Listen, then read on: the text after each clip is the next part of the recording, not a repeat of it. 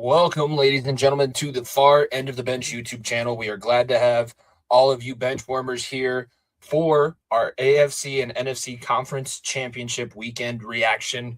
The game's just ended, just come downstairs after the Rams lose to the Seahawks. We'll get to that game. We're going to obviously start in the AFC side. As you can tell by my hat, if you are a follower of this show, you're already subscribed.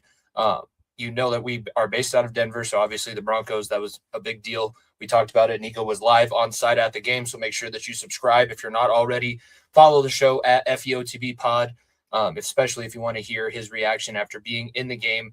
One of the crazier weather turns that we've seen in quite some time, and it happened very fast. Unfortunately, it ended up leading to a very tough situation for a quarterback with not that much experience, and the team, the coach with an established way of winning these kinds of games in the playoffs, ended up coming out and making his presence felt. New episodes of the show drop Thursdays. You can catch all the clips on all of our social channels. So as I mentioned before, if you're not already being a bench warmer by subscribing and following, like the video, share, get down in the comments. We love to go back and forth with people in the comments, especially if you have a solid take and you have some evidence to back up what you're saying. But we're going to go quarter by quarter through the AFC and NFC championship games, starting with the game that we saw in Denver this evening, and very disappointing to say the least. So we're going to get into the Broncos and Patriots. It was a strange week, to say the least, leading up to this game here in Denver. We were all trying to talk ourselves into the fact that a backup quarterback will not be that much of a difference. The fourth quarter magic of the guy that just got ended, his season ended last weekend, is not going to be the deciding factor of this one. But unfortunately, that's kind of where we're sitting. Jarrett Stidham gets his first start in over 700 days. The Broncos come on offense first. Run game all season has been atrocious, and I think we're going to just set the theme now for each game. This game's theme was your weaknesses and your strengths get amplified when you come to the playoffs. The defense for the first half is a strength that showed out very much so. The offense, the running game was terrible, and it really put them in a bind, especially when we get later on into this one. But they get a 3-and-out on the first series. Patriots defense only gave up one touchdown coming into this game. They only give up one touchdown on their way through this game, so they've only given up 14 points total through 3 rounds of the playoffs, and it was a very good performance from them too. Their defensive line is athletic. Their defensive scheme is such that they don't have to send a bunch of exotic pressures. There wasn't many times that blitzes were getting through and causing Stidham to get pressured, but it was a lot of the times linemen getting beat on stunts. I know that Quinn Miners is an all-pro. He is much better than I am, and I ever was, as a guy who only played D2 college football, and he's obviously a multi-year vet and leader of this team, but he got absolutely annihilated on a couple of plays. Guys lined up way far outside of him. He oversets and gives up quick pressure to the inside, which is pretty much the cardinal sin of playing offense. Good punt initially. Crawshaw had a very good day. He seems like he's kind of righted himself after his early season struggles, and we should have a punting game, especially in the altitude in Denver. So that is good news for the team moving forward. And the defense able to hold up on 3rd down and 4. Hufanga nearly had a turnover, and everybody said it as a key to the game, but you needed turnovers in this one. That big dropped turnover could have forced an easier first touchdown, and both teams end up with twin 3-and-outs early in the first quarter. Unfortunately, we're about to get to the most exciting sequence of plays for Broncos fans. Stidham able to be elusive in the pocket. He gets Harvey on a first down. There's illegal touching on the play, so they get a first down after he's able to kind of make a little bit of extra time himself. He changed the play to a perfect screen look against the coverage that they were seeing from New England. It was the right call. That was definitely a strength given to Jarrett Stidham, was that he's been here for 3 years, so he should know how to adjust, especially to what he's seeing. And he did so. He just missed the throw. You could tell he was a little bit excited. After that play, it's 3rd down and 10. And my goodness, it was the throw of the day for Jarrett Stidham. 50-yard bomb to Mims, sets up a play-action touchdown to Courtland Sutton. Broncos get a big touchdown, and the easiest touchdown that I think the Patriots have given up all postseason long. Even the Texans had to work a little bit harder for that one. But Mims and Sutton, 10-19, make 2 huge plays, and Stidham gets himself a lead And with the defense that you have, all you need is lead, right? Just got to take points when they're there. The 3rd and 1 for the Patriots. They're trying to match scores. They were able to convert. That was kind of their theme. They were just going to continue to throw body blow after body blow. They were going to body blow you to death. We talked about it on our shows, on all of these reaction videos. They know how to get you to fight their fight. You are not going to play high flying against this New England team. They're going to drag you into rock fights. They were able to do so. Surtain needs a big shout out, the reigning defensive player of the year. He's not going to win it this season with the time that he missed for injury, but he had absolute lockdown coverage on Kayshon Boutte all day. Boutte had almost zero impact, and he's been one of their most explosive receivers. Bonito gets pressure on 3rd down. He had Will Campbell's number all day. Unfortunately, didn't lead to any sack fumbles, just a couple of big-time plays on 3rd down to Pat's punt. Stiddy looked pretty decent again. This was their next best drive of the game. They get all the way down into Patriot territory. I believe they're inside the 20. Easy field goal. And again, this is at the time of the game where there is no snow on the field and the wind has not started blowing yet in Denver. You should take the points. You should take the points. I don't care what analytics say. When it's 4th down and 1 and it's this early in the game and you can tell both defenses are going to be the strength of this team, and it's been forecasted. It's not like that weather is shifted faster than anybody expected, but it's not like the weather was unexpected. You need to take points in the situations where you're able to do so. They decide not to. They get stopped on 4th down, and this is where the momentum left the sails, I'll say, for the Denver Broncos. 2nd quarter, with a 7-0 lead, you have the failed 4th down. The defensive line starting to get after Drake May. They're getting their 3rd sack of the day. Give up a big 3rd down and long completion to Mac Hollins, which it makes me sick to have to sit here and say that Vance Joseph let Mac Hollins and this Patriots offense beat you, but he had 2 of the biggest explosive plays of the day. His first one came in the 2nd quarter. When you get sacks in the NFL, you should be very successful. 8% of series when you have a sack on that drive ends with a touchdown. So it's almost a guaranteed field goal, and for the most part, it's almost guaranteed no points. Even with all the big things that this pass rush is doing for the Broncos defense, it just was not turning into the things that we knew they needed. You knew you needed at least 2 turnovers, and then you have the bad screenplay that ended up being a fumble. It was a backwards pass. Jarrett Stidham, first off, I want to say Sean Payton does deserve a lot of the credit. Blame.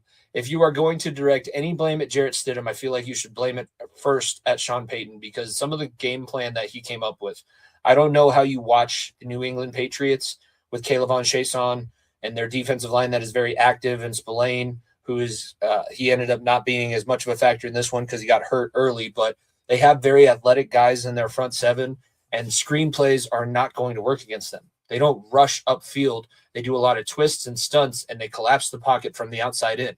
So you're not giving up big screen lanes. And on that first running back screen that you try to run, Jarrett Stidham should have just taken the sack, should have just ate it, and he decides to try and make something happen, shovels it forward with 2 hands. Well, forward, he pushes it, and it ends up going backwards behind where he started the pass from. So the Patriots get a big turnover, and that with Drake May finishing with a QB draw, they are able to tie the game, and the tie game would go into the second half. So the first and second quarter, very even.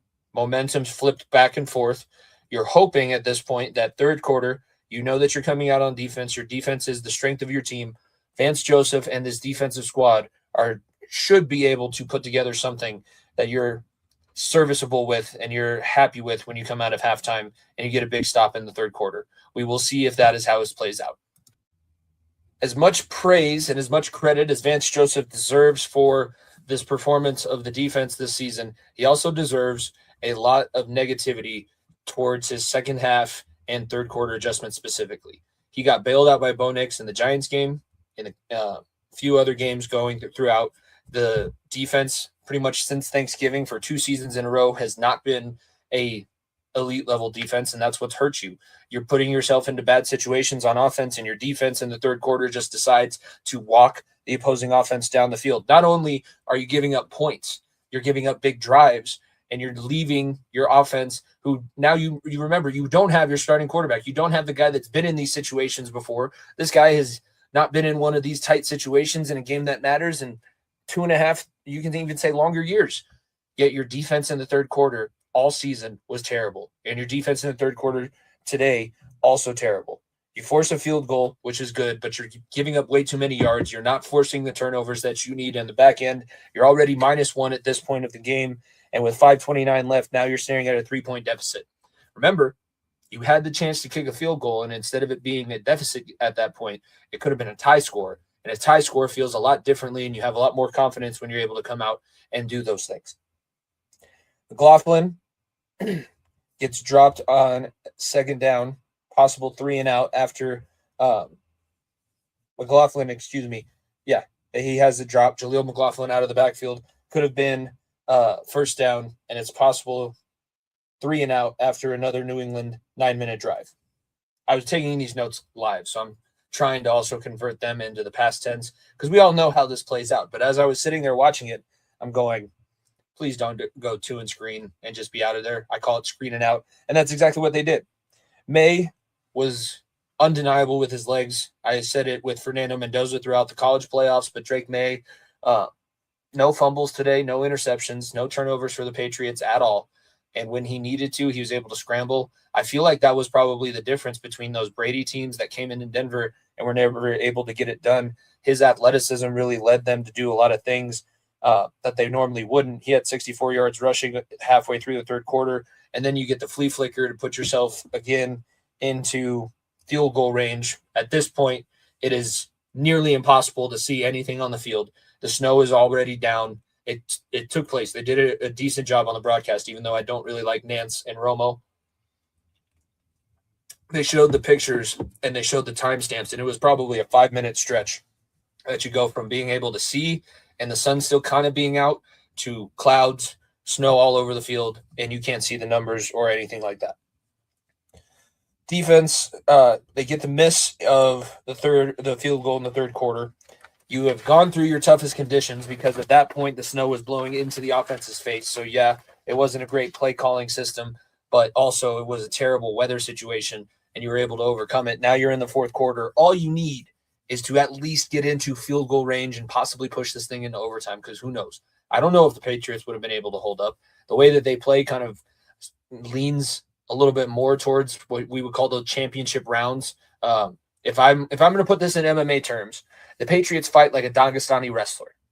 They are not going to stand and trade blows. They don't care if people find this boring to watch. They are going to wrestle. They're going to take you down. They're going to smother you. They're just going to hold you there. So maybe if they go into overtime, the outcome ends up being something similar, but maybe just with a little bit more disappointment. Broncos start the fourth quarter, 2nd and 8. Little Jordan Humphrey drops a big pivotal pass on 3rd down and 5. After they had gotten their first down of the second half at that point, they get the first down, and then LJH drops the ball 6 plays in the second half with 14 that was before they converted their first down of the second half. So 14-11, you've only ran 6 plays so far since halftime. Defense needs a turnover once again. You get a sack on May by DJ Jones, 3rd down. Broncos will get the ball back with 11:30 to go. They're going to do something with it, right? They're going to get a little bit further forward. They're going to try and make their situation better. Nope. The offense did not do anything since the second drive and third drive of the game, even though the third drive ended disappointing with the 4th down miss. Crawshaw gets a big punt out at the 8. You need a turnover for a chance at this point. Patriots, they go backward. It's inside their own 5. They disrespect the Broncos and not even try and convert a 3rd down and 8 from deep in their own end. Drake May just throws it out of the sideline because at this point, Vrabel has decided, I'm just going to trust my defense. I truly don't think that Sean Payton and anybody on the offensive side for the Denver Broncos has anybody or any ability to put the ball in the end zone. So I don't have to worry about that. I'm just going to worry about getting my defense in a decent spot. And it was a terrible punt. The Broncos had the opportunity to kick the field goal. Unfortunately, Will Lutz, the operation, unsuccessful in the snow. He misses the 46-yarder. Defense gets another stop. So, yes, they are giving you the ball back, but they're just not giving it to you in the way that they need. You need that sudden change. You need momentum flipped. You need to prove to all of those 75,000 people who are sitting out there in 7-degree weather in a snowstorm, that you have a chance of winning this thing. And we never got that. The Broncos on their next series, Stidham throws a pick trying to force the ball downfield. The Broncos end the turnover margin -2. Drake May ends up sealing the game on an easy little bootleg. Again, his legs were definitely a factor. The New England Patriots move on to the Super Bowl by a score of 10-7. So not that they're scoring a ton of points, but like we said, they've only given up 2 touchdowns and a field goal. So a total of 17 points en route to the Super Bowl. It seems very similar to, I would say, the 2019 Patriots team who played the Rams in the Super Bowl. Funny enough, we almost had that same matchup. But that was McVay's high-flying offense with Jared Goff. That was the big Monday night shootout between Kansas City, Patrick Mahomes, and Los Angeles, McVay and Andy Reid and Jared Goff. And New England just knew how to shut down everything and play a very boring style of football, but sometimes boring is better. And they proved that because after you go 4-13 2 seasons in a row, you bring in Mike Vrabel, who has a established culture, a way of going about being very successful, and he put his guys in the absolute right spot. His guys played their asses off for them. You cannot take anything away from this New England team because they did everything they needed to win. And yes, the Broncos made mistakes, but it was not a matter of the Broncos losing this game. They really, after halftime, had no chance. Once they went forward on 4th down and came up short, the offense went totally stagnant. Good on the Patriots defensive coordinator for coming up with the scheme to shut down a backup quarterback. And again, I don't think that Sean Payton put together the best game plan for the situation that was in front of him. Something that we talked about a lot this season too. As a coach, it's one of the hardest things to do is start calling the game in front of you. And Sean Payton unable to do so, and his team minus their starting quarterback. And despite having home field advantage and the number 1 seed, fall short in the conference championship game, and they will be not returning to Santa Clara for Super Bowl 60. That spot is taken by the New England Patriots. The NFC Championship featured a rematch of an NFC West rivalry. 3rd game this season between the Rams and the Seahawks. Been one of the closest season series that we've ever seen. It was separated by a point, a yard, and it was 1-1. The Seahawks win at home. The Rams win in Los Angeles earlier on in the season. We all remember Zach Charbonnet picking up the ball that bounced off of the lineman's head and scoring the 2-point conversion that gets Seattle the win and the ability to have this game at home. And yes, the home field advantage. I said it in my notes. Lumen Field is the closest thing that we have to a college atmosphere in the NFL. It is absolutely raucous. The 12s deserve their credit, but nobody deserves more credit. And he's going to get it all throughout because I wrote down and underlined every time that both teams scored. There was a ton of points, as you can tell. First game, AFC Championship, 10-7 final score. The Seahawks defeat the Rams at home, 31-27. Sam Darnold gets my game ball of the week. He's going to be player of the week. I'm just going to give that away now. He might be player of the week for 2 weeks in a row because we have no football next week, and I'm not necessarily all invested in NHL and NBA yet, but damn it, 26 of 30 and 346 passing yards, 3 touchdowns, 0 interceptions, absolute control pretty much the entire night. And in a game that his vaunted defense wasn't able to bail him out the way that it had in the past, he was absolutely perfect. Seattle gets first scoring drive, 81 yards in 7 plays. Darnold looked like he was absolutely 100% healthy, even though he had the reports about his oblique injury the week before and possibly being questionable, and seeing Drew Lock play for the Seattle Seahawks. Darnold, big pass to Rashid Shaheed in the first series, and then he gives the ball to Kenneth Walker, who is still remaining red hot through these playoffs. He's a menace to tackle in the open field. If he can stay healthy through that next Super Bowl game, he's going to have a whole bunch to say. Seattle has a great defense, a great running game. Their quarterback just has to make sure that he manages things, doesn't have to go over his head. Tell me if this sounds familiar if we think back to 2013. Just saying. After they force a 3-and-out, they respond with the Rams start chipping away after this point. They respond with a field goal drive, 6 plays, 47 yards, scores 7-3 with 8:15 left to go in the first quarter. Right back to work. Seattle's offense goes and absolutely puts on a clinic, 12 plays, 56 yards. They get all the way down inside the 5, but penalties, holding on second and goal, pushes it back, and they end up settling for a field goal. So again, 10-7 is the lead with about 1 minute left to go in the first quarter. At this moment, it looked like the Rams had once again not shown up. We talked about it through the wild card and the divisional round. This team had been playing with fire, not being as explosive and not being able to score as many points. And we were wondering if McVay had maybe lost his touch as an offensive guru because it just wasn't happening for him. They get a big play to end the first quarter, and then LA continues for an 8-play, 33-yard drive that culminates in another field goal. So now the score goes to 10-6. The Rams defense is very good as well. Their defensive line, Jared Verse, deserves a lot of credit. He played his ass off trying to do what he could to make sure his team came out on the winning end. It just ended up not being enough. They force a turnover, and now the Rams pick up the momentum. They score once again, so they double up the Seahawks up until this point in the second quarter. 12 plays, 87 yards, a 9-yard touchdown pass from Stafford to Kyren Williams. The Rams now take their first lead of the game with 1:55 left to play in the second quarter at 13-10. So it is going well if you are a Sean McVay and Matthew Stafford fan. Oops, we gave too much time to Sam Darnold and the Seattle Seahawks. That's a statement that I never really thought I would say, but they gave him about 55 seconds, and in this minute and 55 seconds, in this 2-minute tempo, he was able to go all the way down the field and end with a 14-yard touchdown pass to Jackson Smith-Njigba, who is by far and away the number one receiver in the NFL this year. If he does not win Offensive Player of the Year, there's something wrong with the way that they vote for these awards. Seeing how he ran his routes, and he is a true specialist. He can go from anywhere on the field. They line him up like Jamar Chase, but for some reason it just seems like he has a little bit easier, more natural of a field getting open. The Rams did try and put something together because they do kick off to the Seahawks in the third quarter, but it was too little too late. Matthew Stafford runs out of time, and we go into halftime with the score being a 17-10 Seattle lead. Now it's starting to feel like this might turn into a little bit of a blowout. We had halftime and got to relive the Bronco game once again because you know how the NFL just feeds itself, and who doesn't want to be sad and watch highlights of your team losing in its biggest moment of the season.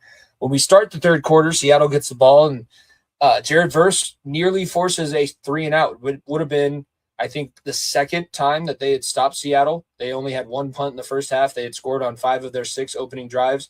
They get a stop. Seattle punts, and the punt returner for Los Angeles falls down and gives the ball back. He muffs the punt.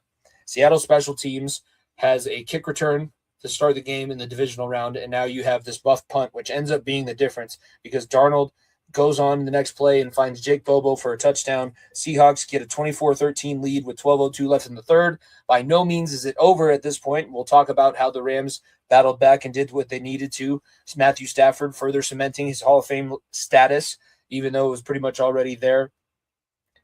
After that touchdown, he answers with a 30-yard strike over the middle to Colby Parkinson. Devontae Adams then makes another big 25-yard catch. That's his second up until this point, and he has 54 yards total. And then on the next play, he gets right back into the end zone, and Devontae Adams and cuts into the Seattle lead 24-20 with 9:41 left to go in the third. Now we're starting to wonder, where's this dark side defense? Because Seattle's strength is defense. Mike McDonald's strength is being a defensive super soldier head coach. The defense for Seattle not shown up in a little bit of time. They had a very good first quarter, but that second quarter was rough. And then leading into the second half, Darnold, knowing that he needs to match McVay's offense, even though they do have a little bit of a cushion, he wants to make sure that it shouldn't always be put on the defense to have to make a stop on every single series. He goes and finds Cooper Kupp for a 13-yard touchdown off of 9 plays, 65-yard scoring drive. They extend their lead to 31-20 with 4:52 left to go. With 4:52 left to go in the third. If I could read my own handwriting, this would be a lot easier to do these shows. Yes, that was a dig at myself. I'm a middle school teacher. Get used to it. The Rams, on the ensuing possession, have a block in the back on the kickoff return, but Seattle loses. Devontae Adams once again. The Seattle secondary, if you're going to talk negatively about any part of their team, they deserve almost all of the blame for having this thing be as close as it was, because I don't know why they're not covering Devontae Adams. They're all out of sorts. The Rams move the ball up and down at will. They are able to get a stop, but when they get the stop, Seattle defensive back, again, they're having an atrocious game at this point, gets up and starts going at the Rams sideline, gets himself a 15-yard unsportsmanlike conduct penalty, puts the Rams offense back out on the field, and on the next play, Stafford finds Puka Nacua for a big 35-yard explosive touchdown. 31-27, 2:06 left to go in the third. This thing is getting very wild very quickly. The third quarter saw 4 consecutive touchdown drives back-to-back. I am going to count the Seattle going back-to-back because technically the Rams never took possession. There's one special teams error. There's one unsportsmanlike penalty. So at this point, both teams have done everything that they needed to have a lead and represent the NFC in the Super Bowl. But they also have a very big catastrophic mistake that's holding both sides back. We're getting set for the fourth quarter. Darnold uses his feet to pick up a 2nd down and 5. So again, looks totally healthy. He's able to use some of that athleticism that led him to be a 4th overall pick in the NFL draft. Mike Shula afterwards calls a perfect blitz into the bootleg, backside of the bootleg.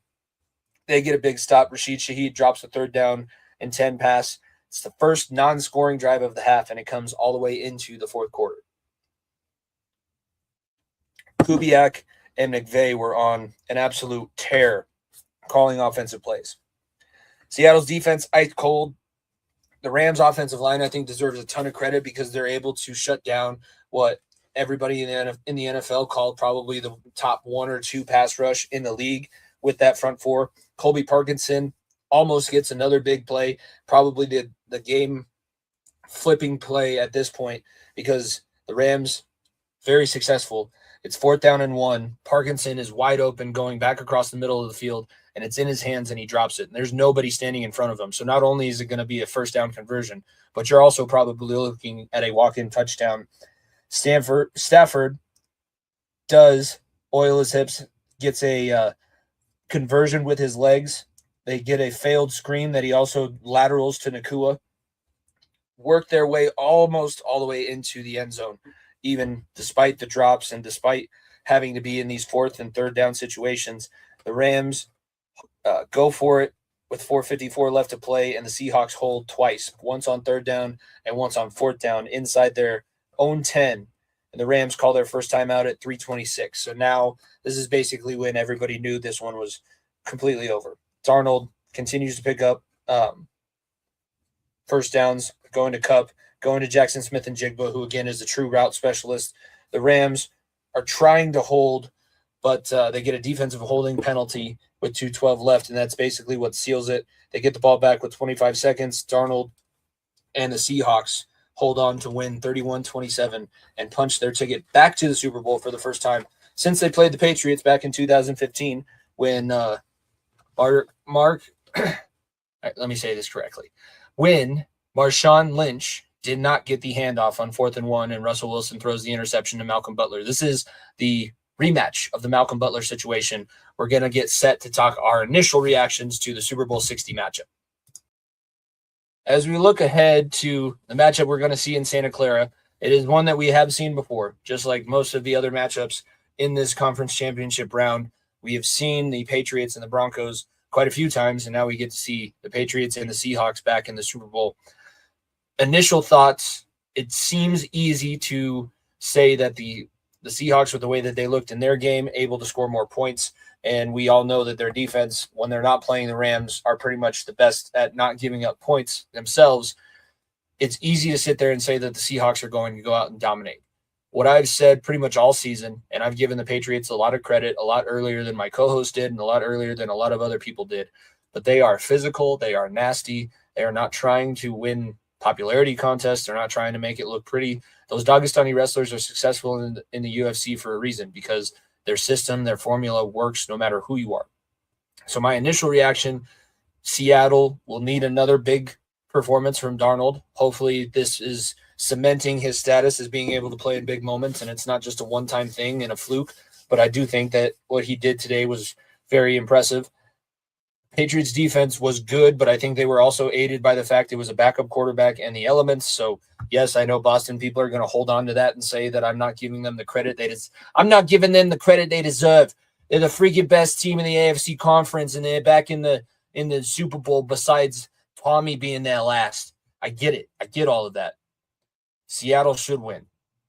Mike McDonald is just as good at building culture. So I think that the head coaching matchup, Mike versus Mike, is going to be very fun to watch. And I know we have to sit through Pro Bowl weekend, but we also will get to see who ends up walking away with the MVP and the other NFL awards. We're going to have more far end of the bench coming at you with NHL and NBA talk coming up.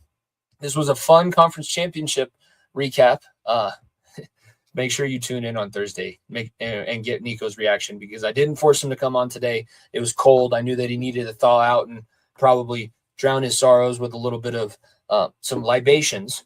But he is going to be back when we drop our episode Thursday, and you will get a full reaction of what happened and whether or not he still sees the season as success, or if the way that things ended with Jarrett Stidham is this a little bit too disappointing to swallow. For myself, Jimmy Pilato, and the Far End of the Bench podcast, make sure you are subscribed, following at FEOTB Pod, all listening platforms every Thursday, as well as live on YouTube's Thursdays. Make sure, again, you're subscribed and following, and we will see you coming up this week. If you don't stay down and you never quit,